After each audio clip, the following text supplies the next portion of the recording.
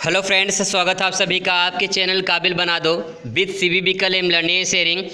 आज मैं जिस टॉपिक पे बात करने वाला हूँ एक बेसिक पॉइंट है। बहुत सारे ऐसे उलझन में रहती हैं सवाल, जैसे कि बादल किसे कहते हैं, संघनन किसे कहते हैं, कोहरा किसे कहते हैं, पाला किसे कहते हैं, कुहासा किसे कहते हैं, जलवाष्प किसे कहते हैं।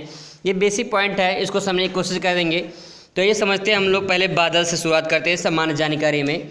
बात करें बादल की, तो बादल किसे कहते हैं? वायुमंडल में ऊंचाई पर जल वाष्प के संघनन से बने, पॉइंट को समझेंगे। जल वाष्प के संघनन से बने, दो पॉइंट हैं। जल वाष्प के संघनन से बने जल कण, ठीक है, जल कण जो होते हैं उनके समूह को ही क्या कहते हैं? बादल कहते हैं, ठीक है। तो ऐसे समझते हैं कि ये हमारा, समझ लेते हैं कि यहाँ पे जो है हमारा एटमॉस्फेयर है, यहाँ पे वायुमंडल है, ठीक है, वायुमंडल में। और यहाँ पे जल वाष्प यानी जल में जो वाष्प जो मौजूद है उस पर वो, इसके बाद संघनन की क्रिया द्वारा, संघनन किसे कहते हैं अभी हम लोग आगे समझेंगे इसको। संघनन क्रिया द्वारा जो जल कण होते हैं, जैसे यहाँ पे वायुमंडल है, वायुमंडल के यहाँ पे इस तरह से कुछ जल कण होते हैं, इकट्ठा हो जाते हैं और एक जगह पे जमा हो जाते हैं, ठीक है, जिसे बादल बनना या बादल का निर्माण कहते हैं। तो समझ सकते हैं पॉइंट को यहाँ पे, ठीक है। अगला पॉइंट हमारा है संघनन। संघनन की बात करें तो संघनन जल को गैसीय अवस्था में तरल या ठोस अवस्था में बदलने की क्रिया को क्या कहते हैं? संघनन कहते हैं।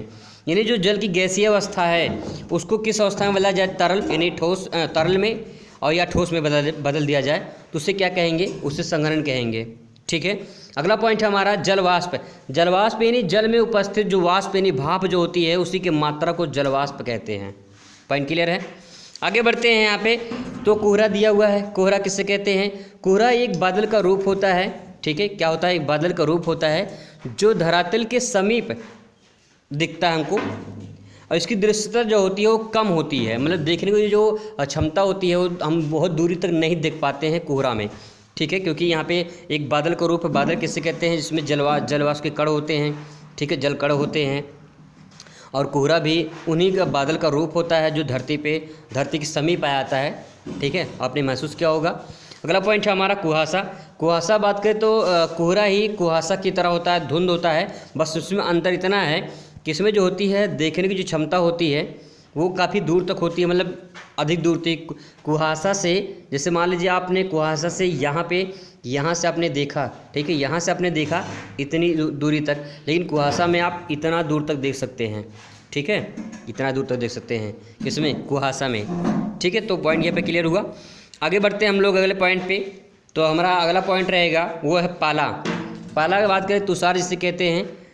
जब जल वाष्प जल कणों के बदले हिमकण में बदल जाए तो उसे क्या कहते हैं? इसे पाला कहते हैं, ठीक है, उसे क्या कहेंगे? पाला कहते हैं।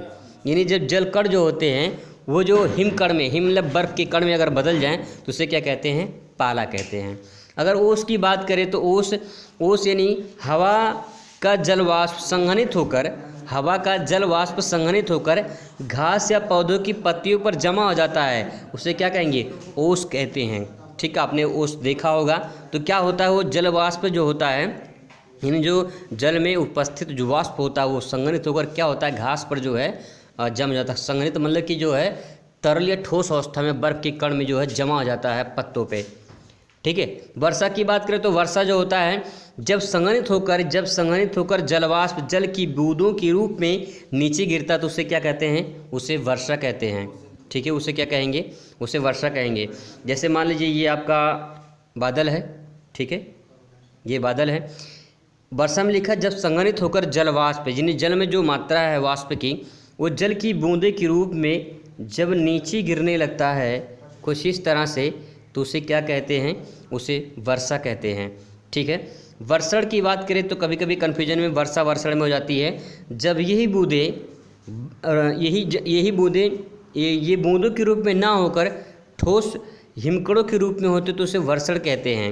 यानी जिसे हम बर्फ़ गिरना कहते हैं ना, वर्षण, बस इतना अंतर समझ लीजिए कि जब वो बर्फ़ के रूप में हो तो उसे क्या कहते हैं? वर्षण कहते हैं।